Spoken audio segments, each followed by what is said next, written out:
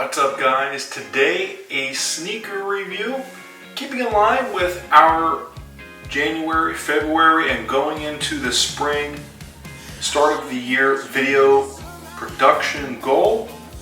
I decided to do another sneaker review to keep in line with this sort of active lifestyle oriented, health oriented, fitness goal oriented slew of videos. So today let's look at the Nike Crater Impact. I picked this up at Dick's Sporting Goods. This is not a running shoe, contrary to what you might be expecting. Instead, it's an active lifestyle shoe. What caught my attention was how inexpensive it is. All those old Nike shoes in the trash that you see, some of that is incorporated into the design and style of this shoe, which is probably why it is so inexpensive and why it looks the way it does. But most importantly, at the end, stay tuned. Let's try it on. It's a size 11. It's what I normally wear. Let's go ahead and do an unboxing, first impressions, take a close look, and at the end, like I said, stay tuned. Let's try it on, and most importantly, summarize everything with some technical specifications and some product demonstration. Keeping in line with the sustainability aspect, no paper on the inside, just the box and the shoes inside.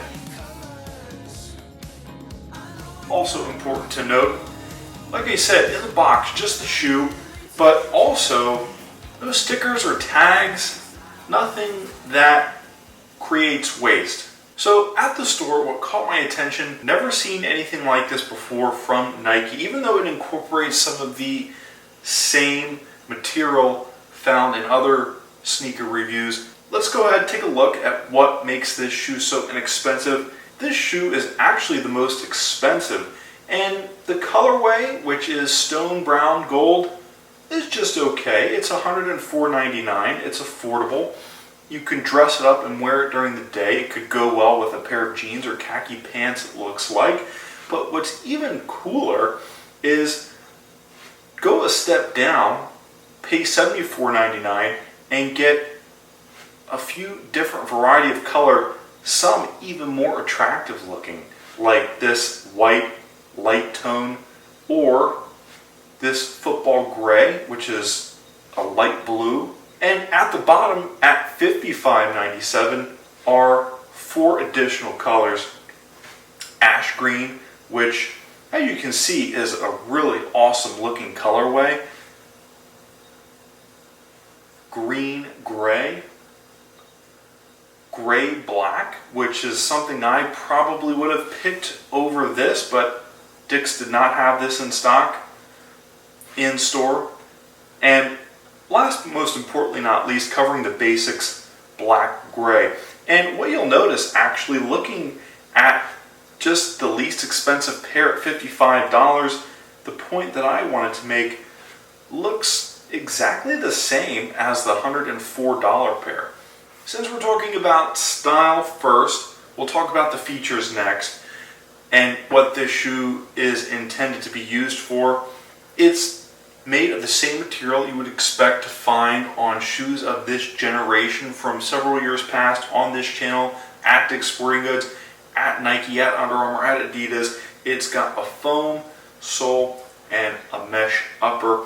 The namesake of the shoe, the Crater foam, giving the shoe this sort of colorful appearance, contrasted with the brown, yellow, white upper, which I find interesting. And actually you'll notice on Dick's Sporting Goods website, looking at the other colorway, the colorful Crater Impact sole is colorful on all shoes, but as you'll see, giving the shoe character is the Crater finish, and actually running your hand along the side of the shoe, it's bumpy, almost like small pebbles. More expensive shoes with foam on the bottom had lines and grooves going through to give it character.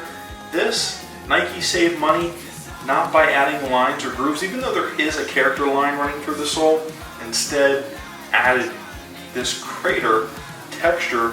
How they did that, not aware, but definitely works, because at this price point and at some of the other lesser price points, it does give the shoe character. But what I wanted to say was the overall appearance of this shoe, even though it's got great contrast, looks to be a bit blocky. Even though at the top of the shoe, at the side of the shoe, and even though it's multicolored, has great contrast, it does look simple the way it's produced. The only exception being the stitched Nike logo at the outside of the shoe.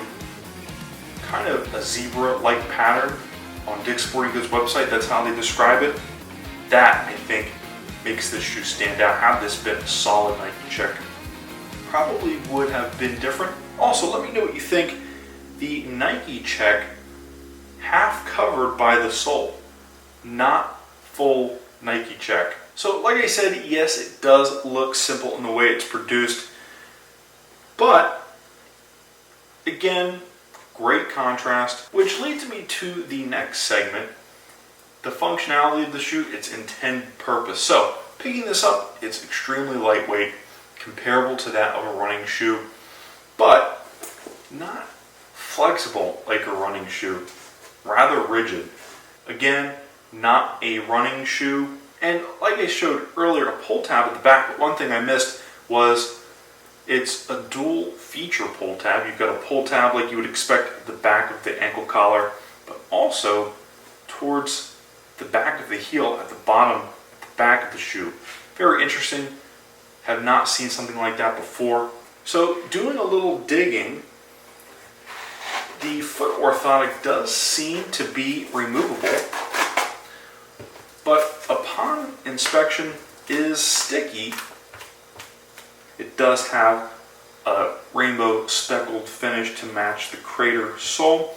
And if we flip it over, it's a neon yellow. This logo at the back, by the way, is a recycled logo. I will say, reinserting the foot orthotic being sticky on the bottom, and actually the inside of the shoe being fuzzy, makes it difficult actually to get the foot orthotic back inside. Usually on other shoes it slips right back in, and this one, even though it can be removed and can go back in the shoe without damaging anything, is just a little bit cumbersome. And by the way, just to make my point even more clear about the price difference, if we look at our pair at $104 compared to the $55 pair, the sole of the shoe is exactly the same. Okay, so that was a first impressions. In summary, it's a good looking shoe. It's made out of 20% recycled material. So 20% of the material in this shoe comes from recycled Nike shoes from the past. Not sure if that is Nike recycled shoes, though probably safe to assume so, or if it's shoes from other brands. But regardless, it's a sustainable shoe. It's inexpensive. One thing I dislike is some of the other colorways for the exact same shoe with the exact same tread, with the exact same features. Some of the other colorways which you might prefer are cheaper. Not sure why this exact colorway is as expensive as it is, but it is. So it's a really good looking shoe. It's got great style for being so inexpensive. Does look just a little bit unfinished. That is that recycled look. And now let's talk about wearing the shoe, because part of the way it looks does keep in line with how it fits. So putting the shoe on for the first time, you'll need to loosen the laces substantially. It's a bit tight getting into it. This is narrow at the top. So for those of you with a wide foot, probably not for you. And most importantly, how supportive is it? Because it feels flat-footed, but it's raised high off the ground like a running sneaker would be, making it unsuitable for court use or court play because of its height, but not ideal for running, like I said, because it's flat-footed. So walking around town, walking around the mall, dressing this up with an active oriented outfit, like a pair of sweatpants is what they advertise on Dick's Sporting Goods wearing this with, this is perfect. Rigid, throughout. The only flexible portion, as you can see, is at the very front of the shoe, up by the toes to allow it to pivot. That being said, going back to what I was saying just a few minutes ago about the shoe being narrow, getting into it, it's a little bit uncomfortable, but once it's on the foot and once you've tied it, it's extremely supportive feeling and very comfortable to wear. The mesh is light, it's airy, and most importantly, this fits true to size.